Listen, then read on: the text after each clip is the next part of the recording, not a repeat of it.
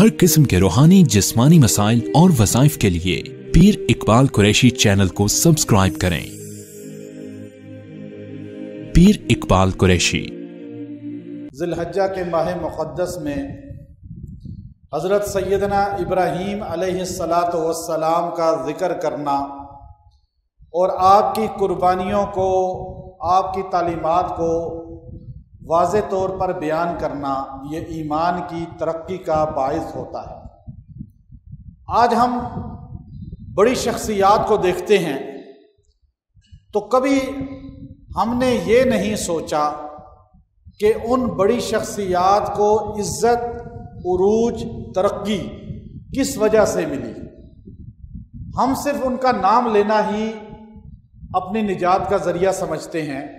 कभी इसमें गौर नहीं किया कि अगर अल्लाह का नेक वली है, सहाबी है या अल्लाह का बरकज़ीदा नबी है, उसको जो मकाम मिला हम भी उसकी पैरवी करके इज़्ज़त और अल्लाह के यहाँ मकाम हासिल करें। हमारा मुआशरा बिलखुसूस बर सग़ीर का सिर्फ ज़िक्र करना बुज़ुर्गों का ये निजात का ज़रिया समझता है, बड़ों की तालीमात को नहीं अपनाता, जिसकी वजह से हम परेशानियों का शिकार हैं। आज उस शख्सियत का जिक्र करना जुम्मा में मकसूद है जिसकी शान को सरकारे दो आलम सल्लल्लाहु अलैहि वसल्लम बयान किया करते थे, जिनके जिक्र को अल्लाह के रसूल मोहम्मद अरबी सल्लल्लाहु अलैहि वसल्लम ने हमें हुक्मन फरमाया कि नमाज नहीं मुकम्मल होगी तुम्हारी जब तक जिक्र इब्राहीम नहीं करोगे। जब दुरूद इब्राहीमी के अंदर मेरे नाम के साथ मेरे दादा इब्राहीम का नाम नहीं लोगे, जब तक मुझ पे सलाम भेजोगे तो मेरे दादा इब्राहीम पे सलाम नहीं भेजोगे, आपकी नमाज ही मुकम्मल नहीं होगी। इसीलिए अफजल दुरूद कहा गया उस दुरूद शरीफ को जो नमाज में दुरूद इब्राहीमी पढ़ा जाता है। सारे दुरूदों का सरदार है, चूंकि इब्राहीम अलैहिस्सलाम नबियों में भी, आम कायनात के इंसानों की बात नहीं है, नबियों में भी इमामुल मुवहिदीन है। इब्राहीम अलैहिस्सलाम नबियों के अंदर वो मकाम रखते हैं कि आपको अल्लाह तबारक व तआला ने नबियों का भी इमाम बनाया तौहीद में, और आप तौहीद के इतने मजबूत दलाइल रखते थे कि जब आपने आंख खोली, आपकी वालदा उस वक़्त सिर्फ आपको बचाने के लिए एक गार में चली गई। चूंकि नमरूद बादशाह ने ऐलान किया था, नजूमियों ने बताया था, जैसे मूसा कलीमुल्लाह का वाक़या है ऐसे ही यहां भी है, उसने भी बच्चे ज़िबा कराने शुरू किए, उसने भी बच्चों को मारना शुरू किया। तो इब्राहीम अलैहिस्सलाम की वालदा आपको गार में ले गई और वहां आपकी पैदाइश हुई। माँ ने कहा इसको कत्ल होने के डर से कि गार में छोड़ जाती हूं, अब इसकी हिफाजत कोई ना कोई तो कर ही लेगा। अल्लाह को तो नहीं मानती थी, आपको गार में छोड़ के चली गई। रवायात में आता है, मुख्तलिफ मुअर्रिखीन ने इसको लिखा कि आपको तबक़ात इब्न साद बिलखुसूस तारीख़ अल-उमम वल मुलूक ये इस चीज़ को वजाहत से बयान करती है कि आपको गार में छोड़ के गई, हिरन ने आकर आपको दूध पिलाना शुरू कर दिया। अब आपकी पैदाइश वहाँ परवरिश होती रही और आप थोड़े से बड़े हो गए। जब इतने बड़े हुए कि चलने फिरने लगे तो माँ ने आपको आकर आपको उंगली से पकड़ा और अपने साथ बाहर ले जाने लगी। रात का वक़्त था कि रात को घर ले जाऊं और घर जाके छुपा दूंगी, दिन की रोशनी में देख लेगा कोई। रात को आपको लेकर निकली तो आप पहली मर्तबा बाहर निकले थे आसमान के नीचे। अब तो आप अंदर गार में ही रहते थे, अब आप जब बाहर निकले तो आपने आसमान पे सितारे देखे, تو آپ نے ستاروں کو دیکھ کر پہلے اپنی ماں سے پوچھا کہ اماں یہ بتاؤ میرا رب کون ہے؟ تو ماں نے کہا تیرا رب میں ہوں، میں تجھے پالتی ہوں۔ اس نے کہا ٹھیک ہے، تمہارا رب کون ہے؟ توتلی زبان میں چند سال کا بچہ پوچھ رہا ہے آپ کا رب کون ہے؟ کہا میرا رب تو تیرا باپ ہے، وہ ہمیں پالتا ہے۔ کہا پھر بتاؤ میرے باپ کا رب کون ہے؟ تو ماں نے کہا تیرے باپ کا اور میرا اور سارے انسانوں کا رب نمرود ہے۔ اس نے کہا اچھا تو بتائیں نمرود کا رب کون ہے؟ تو ماں نے ڈانٹا یہ سوال نہیں کرتے، وہ رب اکبر ہے، نعوذ باللہ وہ بڑا رب ہے۔ اب آپ نے کہا، تھوڑی دیر کے بعد آپ نے یوں اوپر دیکھا ستارے ٹمٹما رہے تھے، تو آپ نے ستاروں کو دیکھ کر فرمایا فلما جن علیہ اللیل رآ کوکبا، اور آپ نے کہا رآ کوکبا، یہ ستاروں کو دیکھ کر آپ نے کیا کہا؟ ھذا ربی، اماں میرا رب تو یہ ستارہ ہے جو روشنی دے رہا ہے، جس سے مشکل کشائی نظر آ رہی ہے، جس سے حاجت روائی نظر آ رہی ہے۔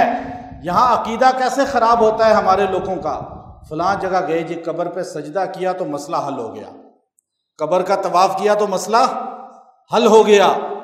یقین کہاں رکھنا ہے؟ ابراہیم علیہ السلام امام الموحدین بتا رہے ہیں 7واں پارہ، فلما جن علیہ اللیل رآ کوکبا قال ھذا ربی، کہا یہ میرا رب ہے جو مجھے رستہ دکھا رہا ہے، جس سے مجھے فائدہ مل رہا ہے۔ فائدہ جہاں سے ملا عقیدہ ادھر ہو جاتا ہی نہیں ہوتا۔ یہ عقیدہ انسان کا اتنا کمزور۔ اب آپ نے کہا ھذا ربی، یہ میرا رب ہے۔ تھوڑا آگے گئے تو چاند 14ویں کا چمک رہا تھا، اچانک چاند پہ نظر پڑی، فلما رأى القمر، اب وہ قمر کو دیکھا تو چاند کی روشنی دیکھی کہ ستارے بھی اس کے سامنے کچھ نہیں ہیں، تو آپ نے کہا ھذا ربی، یہ میرا رب ہے، ستارے رب نہیں ہیں، کیونکہ ستارے بھی اس کے محتاج ہیں، یہ ستارے بھی اس کے محتاج ہیں۔ تو اب ادھر چلتے رہے، ماں نے کہا کہ تم ٹھیک کہہ رہے ہو، چاند بھی رب ہے، پہلے کہا ستارے بھی رب ہیں۔ جس کا عقیدہ توحید سے ہٹ جاتا ہے وہ عقل کے باوجود بھی، علم کے باوجود بھی بالکل بے وقوف ہو جاتا ہے۔ شاہ اسماعیل شہید رحمۃ اللہ علیہ نے تقویۃ الایمان لکھی، آپ اس کو پڑھیں، انسان کا عقیدہ مضبوط۔ مولانا عبید اللہ سندھی رحمۃ اللہ علیہ فرمایا کرتے تھے میں اس کتاب کو پڑھ کے سکھ مذہب سے مسلمان بنا ہوں۔ جو مسلمان ایک بار صحیح طرح پڑھ لے وہ موت تک شرک میں مبتلا نہیں ہوتا۔ 40,000 انسانوں نے شرک سے توبہ کی اس کتاب کو پڑھ کے۔ اب وہ لکھتے ہیں عرب کے لوگ جہاد پہ نکلے، بت بنائے آٹے کے اور ان کو اپنی جیبوں میں رکھا، تھوڑی دیر کے بعد نکالتے تھے، حاجت روا، مشکل کشا، پھر جیب میں رکھ لیتے تھے، پھر ادرکنی یا جو مختلف نام ان کو لات عزا کے دیے ہوئے تھے۔ اب جب وہ تھوڑا آگے گئے، دشمن سے لڑے، اس لڑائی میں اور دنوں کے اضافے میں ان کے پاس غلہ ختم ہو گیا، کھانا ختم ہو گیا، اب بھوک سے مرنے لگے، اپنے ہاتھ کے بنائے ہوئے آٹے کے بت اسی وقت توڑے اور ان کا گوندا اور اس سے روٹی بنائی اور کھا گئے۔ لیکن پھر بھی حاجت روا کس کو سمجھا؟ آٹے کو۔ اپنے ہاتھوں سے قبر میں اتارا، اپنے ہاتھوں سے قبر میں اتار کے مٹی ڈال کے اس کو حاجت روا سمجھتا ہے، کرتا ہی نہیں کرتا مسلمان بھی ایسے کام اکثر۔ اب ہوا کیا، ابراہیم علیہ السلام صبح ہوئی، ایک دم سورج نکل آیا، ابھی چاند نظر آ رہا ہے، ابھی تارے نظر آئیں گے، چاند اپنی جگہ پر ہے، ستارے وہیں پر ہیں، لیکن سورج کی روشنی نے ان کو منعدم کر دیا۔ اب جب سورج نکلا تو ہر چیز روشن ہو گئی، تو آپ نے فرمایا فلما رأى الشمس بازغة، قرآن نے سورج کے لیے فلما رأى القمر بازغا، بازغا چاند کے لیے بازغا اور شمس کے لیے بازغتن مؤنث کا صیغہ استعمال کیا ہے سورج کے لیے، اور مذکر کا صیغہ استعمال کیا ہے چاند کے لیے۔ گویا کہ سورج کو ماں کہا، چاند کو بیٹا کہا۔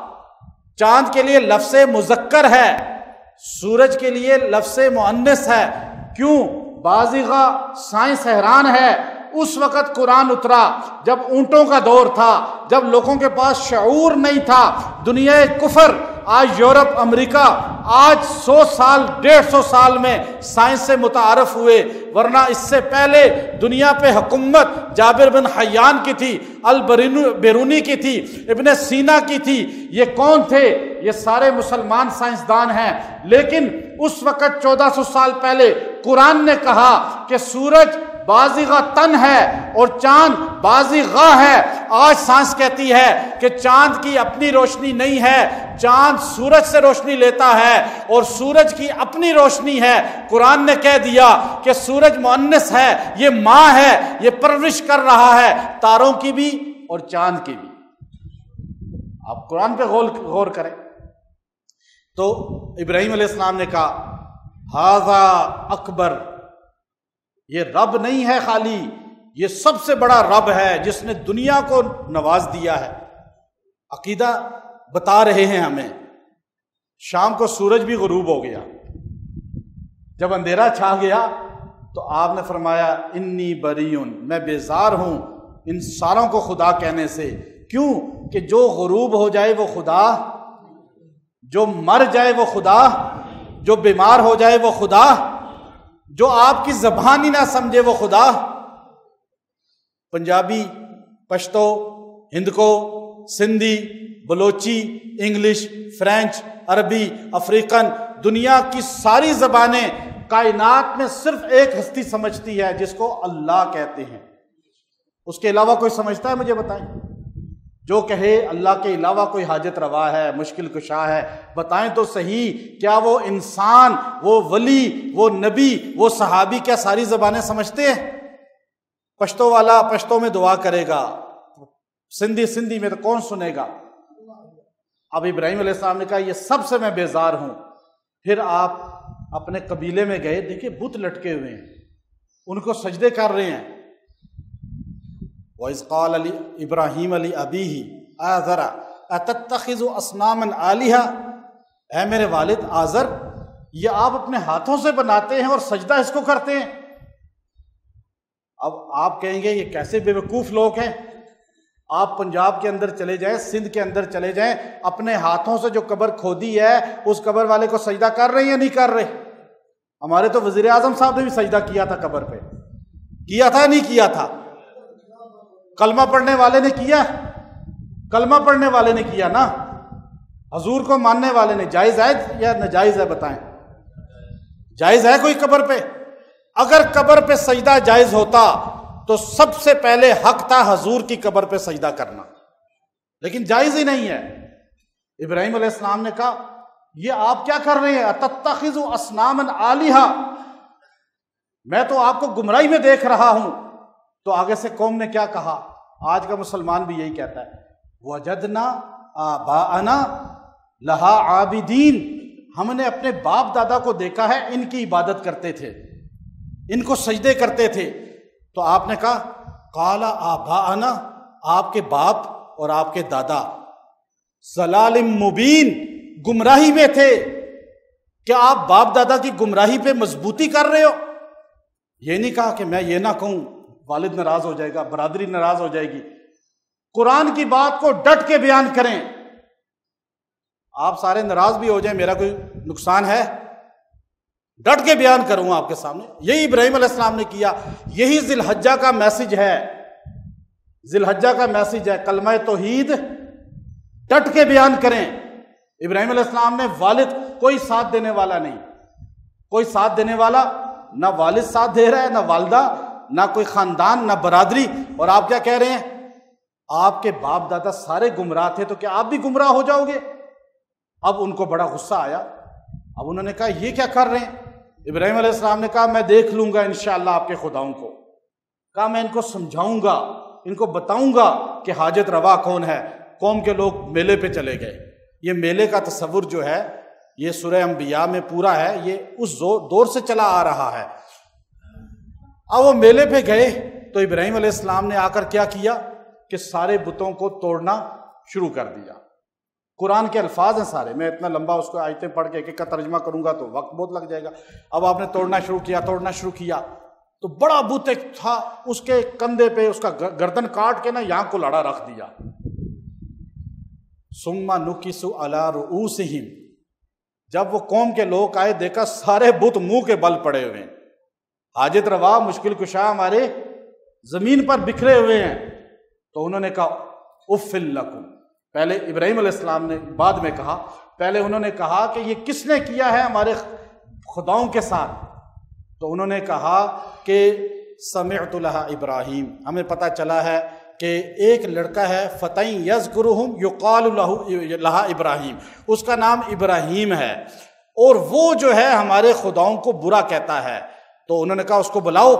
جب آپ کو بلایا گیا، آپ سے کہا آپ نے یہ توڑے ہیں؟ آپ نے کہا مجھ سے کیوں پوچھتے ہو، آپ اپنے خداؤں سے پوچھو۔ انہوں نے کہا کہ آپ کو پتہ ہے یہ سنتے نہیں ہیں، بولتے نہیں ہیں۔ کہا جب بول نہیں سکتے تو مشکل کشا کیسے ہو سکتے ہیں؟ پھر آپ نے کہا اف لکم، بربادی ہے آپ لوگوں پر کہ آپ ان کی پرست۔ اب قوم نے سمجھنے کے بجائے کہ سمجھ جاتی، سمجھنے کے بجائے کیا کیا؟ کہا حرقوا وانصروا آلہتکم ان کنتم فاعلین، اس کو زندہ آگ میں جلا دو، مدد کرو اپنے خداؤں کی تاکہ خوش ہو جائیں تمہارے خدا کہ تم نے ان کے دشمن کو آگ میں جلا دیا۔ اب سارے گٹھے ہوئے اپنے خدا کی مدد کر رہے ہیں جن کو ہاتھوں سے بنایا کہ وہ خوش ہو جائیں۔ ادھر پتہ ہے نیچے پڑے ہوئے ہیں،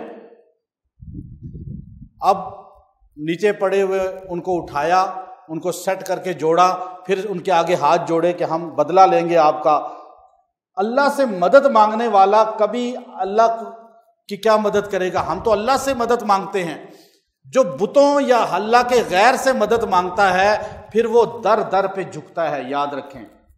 ہمیں تو جھکنے سے جنازے میں منع کیا گیا تاکہ کوئی یہ نہ سوچے میت کو سجدہ کر رہے ہیں۔ جس مسلمان کو جنازے میں رکوع کی اجازت نہیں ہے وہ قبر پہ کیسے سجدہ کر سکتا ہے؟ اب ابراہیم علیہ السلام کو آگ میں پھینک دیا گیا، یہ پہلی آزمائش ہے آپ کے۔ پہلے آپ توحید پہ ڈٹے جب کوئی آپ کے ساتھ نہیں تھا، آپ نے اس وقت کلمہ توحید بلند کیا جب کوئی کلمہ توحید بلند کرنے والا نہیں تھا۔ دنیا پوری پر کفر شرک تھا، نمرود کی عبادت ہوتی تھی، نمرود کو سجدے ہوتے تھے۔ نمرود نے کس طرح آپ کے راستے میں روڑے اٹکائے، آخر آپ کو آگ جلا کر 6 میل آگ جلائی گئی، منجنیق جھولے کے ذریعے آپ کو آگ میں پھینکا گیا اس طرح۔ اب آگ میں جب آپ جا رہے تھے، یہ آپ جب اڑ رہے تھے ہوا میں، تو اس وقت ابن حجر عسقلانی رحمۃ اللہ علیہ نے لکھا کہ فرشتے حاضر ہو گئے، ابراہیم حکم دیں ہم آپ کو آگ سے پہنچنے سے پہلے ہی اچک لیں گے، باہر لے جائیں گے۔ اب بندہ مدد مانگتا ہے نا، جب مشکل میں ہوتا ہے تو مسجد میں بھی غیر اللہ کے نعرے لگتے ہیں، ہوتا ہے نہیں ہوتے؟ جس مسجد میں وہ قرآن مسجد میں اللہ کے غیر کے نعرے لگیں، آپ سمجھ لیں یہ مسجد زرار ہے۔ یہاں زرار کے زمرے میں سورۃ توبہ کی مسجد زرار کی تفسیر پڑھ لیں، امام طاووس رحمۃ اللہ علیہ نے یہی لکھا ہے کہ مسجد میں صرف اللہ کا نعرہ لگنا چاہیے۔ کس کا نعرہ لگنا چاہیے؟ اللہ کے غیر کا نہیں۔ مدد کس سے ہے؟ اب وہاں تو فرشتے آ گئے، آ کر کہنے لگے حکم کریں ادھر سے ہی آپ کو لے جاتے ہیں، آگ میں پہنچیں گے ہی نہیں۔ خلیل اللہ توحید کے تو امام تھے نا، ہمارے نبی کے الفاظ ہیں کہ خلیل اللہ امام الموحدین ہیں، اور ہمارے نبی نے فرمایا لو کنت متخذا خلیلا من العباد، اگر بندوں میں کسی کو خلیل بناتا تو میں ابو بکر کو خلیل بناتا، لیکن میں حضور کا خلیل ہوں چونکہ اللہ نے ابراہیم کو اپنا خلیل بنایا ہے۔ اب آپ نے کہا بتاؤ فرشتوں تمہیں اللہ نے بھیجا ہے؟ جب آپ کو جھولے میں یوں پھینک رہے تھے آسمانوں پہ ہلچل تھی کہ یا اللہ اس چھتری کے نیچے آسمان کی صرف ایک بندہ ہے جو تیرا نام لیتا ہے، اور وہ بھی آج آگ میں جلایا جا رہا ہے۔ علم غیب تو فرشتوں کے پاس بھی نہیں تھا کہ یہ بچیں گے، جلیں گے نہیں، تو اس لیے فرشتے خود دوڑے ہوئے آ گئے اللہ کے ولی کی مدد کے لیے۔ اس لیے یاد رکھیں جو اللہ کا ولی ہوتا ہے اس کی مدد کے لیے فرشتے بھی آ جاتے ہیں۔ ولیوں کی کرامات کے ہم قائل ہیں۔ اب خلیل اللہ کے پاس آئے، حکم کریں اے ابراہیم ہم آپ کو اچک لیں، بچا لیں۔ فرمایا اللہ نے بھیجا ہے؟ کہا نہیں نہیں، اللہ کے حکم سے آئے ہیں، اللہ نے بھیجا نہیں ہے، یعنی اجازت دی ہے اللہ نے، جاؤ جو کر سکتے ہو کرو، میرے خلیل کا ذرا امتحان تم بھی لو۔ اب ایک امتحان تو آگ میں پھینکنے کا نمرود لے رہا ہے، اور ایک فرشتوں سے امتحان اللہ لے رہا ہے کہ اب بتاؤ میرا خلیل کا ایمان کتنا مضبوط ہے۔ خلیل اللہ نے کہا فرشتوں جس رب کے لیے میں آگ میں جا رہا ہوں وہ رب خود دیکھ رہا ہے، وہ میری حفاظت خود کرے گا، مجھے تمہاری ضرورت نہیں ہے۔ اب ایسا توحید پر مضبوط ہونا چاہیے۔ ہم تو خالی ابراہیم علیہ السلام کا نام لیتے ہیں، ذی الحجہ میں بقرہ ذبح کرتے ہیں، پورا زندگی۔ اب آپ نے آگ میں چلے گئے، عرش والے نے آرڈر جاری کیا عرش سے، قلنا یا نار کونی بردا۔ جب بردا کہا نا تو ساری دنیا کی آگ ٹھنڈی ہو گئی۔ اللہ نے کہا اے آگ ٹھنڈی ہو جا، دنیا کی آگ برف بن گئی۔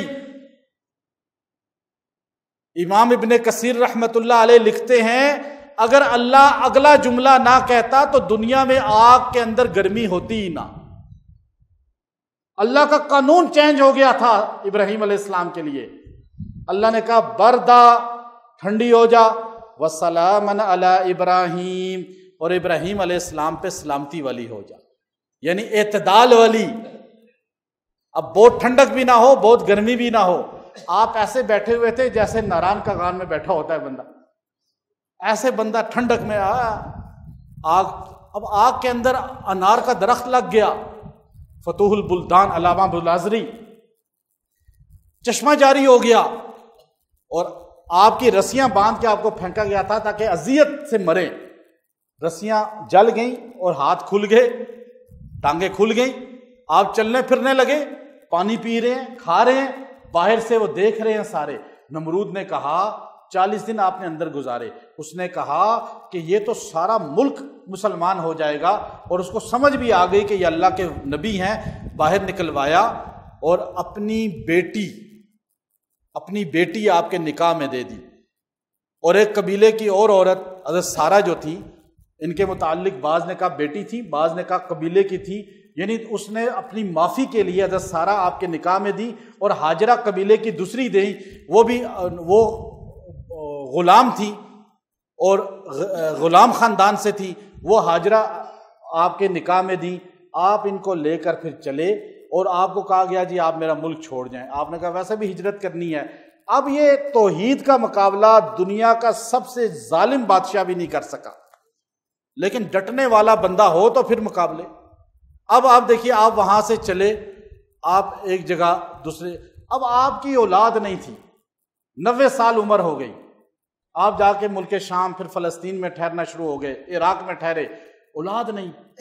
آپ بیٹھے ہوئے تھے اپنے گھر میں، دروازے پہ دستک ہوئی، وَلَمَّا جَاءَتْ رُسُلُنَا إِبْرَاهِيمَ بِالْبُشْرَى قَالُوا سَلَامًا قَالَ سَلَامٌ۔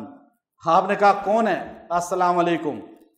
انسان اندر داخل ہوئے، 2 بندے تھے اجنبی، آپ مہمان نواز تھے، آپ کھلانا پسند کرتے تھے، آپ کبھی اکیلے کھانا زندگی میں نہیں کھایا، آپ نکل جاتے تھے، پکڑتے کسی اجنبی کو، کہتے آؤ بھائی میں کھانا کھاؤں، ورنہ بھوکے رہتے جب تک مہمان کے ساتھ نہ کھاتے۔ پوچھا کیوں؟ کہا اس لیے جو مہمان کے ساتھ کھانا کھائے گا اس کا حساب نہیں ہوگا۔ یا تو فریج میں دبا کے رکھتے ہیں کہ مہمان کہیں کھا نہ لے، مہمانوں کو کھلائیں۔ آپ بیٹھے ہوئے گھر میں، تو اب آپ کے پاس بچڑا بڑا پیارا سا تھا اور بڑا خوبصورت سا اور اچھا پلا ہوا، 2 بندے داخل ہوئے، سلاما، تو فما لبث ان جاء بعجل حنیذ، تو آپ نے جا کر ایک دم بچڑے کو ذبح کیا، ان کو سلام کر کے گئے، جا کے بچڑے کو ذبح کیا، اور ذبح کر کے بیوی کو کہا بھونو اس کو، یہ شوربے والا نہیں. ہمارے نبی نے بھی کبھی گوشت کا شوربہ بنا کے نہیں کھایا, ہمیشہ دستی یوں دانتوں سے کھاتے تھے, اور طاقت اس میں کہتے تھے. جس کی اولاد نہیں ہوتی وہ بندہ صرف 1 مہینہ ہڈی والا گوشت دانتوں سے یوں کھائے, آپ دیکھیے گا اس کو اللہ اولاد سے نواز دے گا. ہمارے ہاں یہ کمزوریاں, یہ بیماریاں کیوں ہیں؟ ہم نے بس وہ آنتے بھی خشک ہیں, اب وہ گوشت بھی ایسے کھاتے ہیں, کوئی طریقہ اس کا سنت کا پتہ نہیں ہے. اب آپ دیکھیے, آپ نے بچڑا ذبح کیا, وہ فوراً آپ بھنا ہوا سامنے آ گیا. فلما رأى أيديهم, آپ نے دیکھا کہ وہ ان کی طرف ہاتھ نہیں بڑھا رہے وہ انسان. آپ ڈر گئے کہ اب یہ کیا دشمن تو نہیں ہے جو نقصان دینا چاہتے ہیں, کیونکہ دشمن جو ہوتا تھا وہ کھانا نہیں کھاتا تھا اس بندے کے گھر کا. تو آپ نے کہا کہ کیا وجہ ہے آپ کھانا نہیں کھا رہے؟ انہوں نے کہا کہ ہم انسان نہیں ہیں, ہم فرشتے ہیں, ہم میکائیل اور جبرائیل ہیں, انسانی شکل میں آپ کے سامنے آئے ہیں. تو ابراہیم جیسا پیغمبر جس کو ہمارے نبی اپنے دادا کہہ کے ان کا ذکر کر رہے ہیں, وہ سامنے بیٹھے فرشتے کو نہیں پہچان سکا. پتہ یہ چلا علم غیب کس کے پاس ہے؟ قرآن کے الفاظ ہیں یہ, میں آپ کو قرآن کے الفاظ 12ویں پارے کے بتا رہا ہوں. آپ نے بنا ہوا گوشت, کوئی بچڑا ذبح کرتا اگر پتہ ہوتا یہ فرشتے ہیں, اب سامنے لا کے رکھا, انہوں نے ہاتھ نہیں آگے. انہوں نے کہا پھر آپ کیوں آئے ہیں میرے پاس؟ کہا ہم قوم لوط کو تباہ کرنے جا رہے ہیں, اور لوط آپ کے بھانجے ہیں. حضرت لوط علیہ السلام حضرت ابراہیم کے بھانجے تھے, لیکن ہم نے رستے میں پڑاؤ آپ کے ہاں کیا کہ آپ کو خوشخبری سنانی ہے. کہا خوشخبری؟ ابراہیم علیہ السلام یوں بیٹھے ہوئے تھے, فرشتے یوں بیٹھے ہوئے تھے, فرشتوں کے پیچھے کھڑی تھی حضرت سارہ خاتون. تو آپ نے کہا خوشخبری کیا سنانی ہے؟ کہا آپ کو اللہ تبارک و تعالی بیٹے کی خوشخبری سنا رہے ہیں, آپ کی اولاد نہیں ہے, اور آپ 90 سال سے اللہ سے مانگ رہے ہیں. نبی کتنے سال سے مانگ رہا ہے اللہ سے؟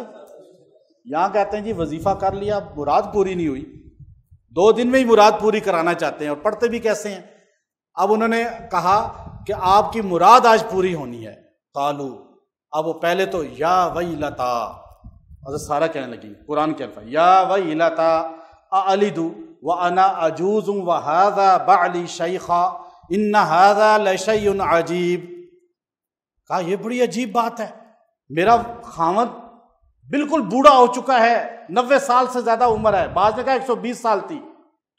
کہا اتنا ضعیف, وَأَنَا عَجُوز, اور فرمایا مجھے تو اطباء نے کہا ہے, ڈاکٹرز نے کہا ہے میں بھانج ہوں, میری اولاد کیسے ہوگی؟ آپ عجیب بات کر رہے ہیں. قالوا اتعجبین من امر اللہ رحمت اللہ وعلیکم اہل البیت. اہل بیت فرشتوں نے کس کو کہا؟ نبی کی, سارے بولو, نبی کی زوجہ کو بولا نا. جب آج کے مسلمان کے سامنے اہل بیت کا لفظ آتا ہے تو اسے بیویاں حضور کی یاد ہی نہیں رہتی, وہ فوراً کہتا ہے نواسا, نواسی. یہاں پہلے بیوی اہل بیت ہوتی ہے. قرآن نے کس کو کہا؟ بیٹے ابھی ہوئے ہی نہیں, اولاد ابھی ہوئی نہیں. اولاد سے پہلے اہل بیت کون ہے؟ حضور صلی اللہ علیہ وسلم کی اہل بیت پہلے کون ہے؟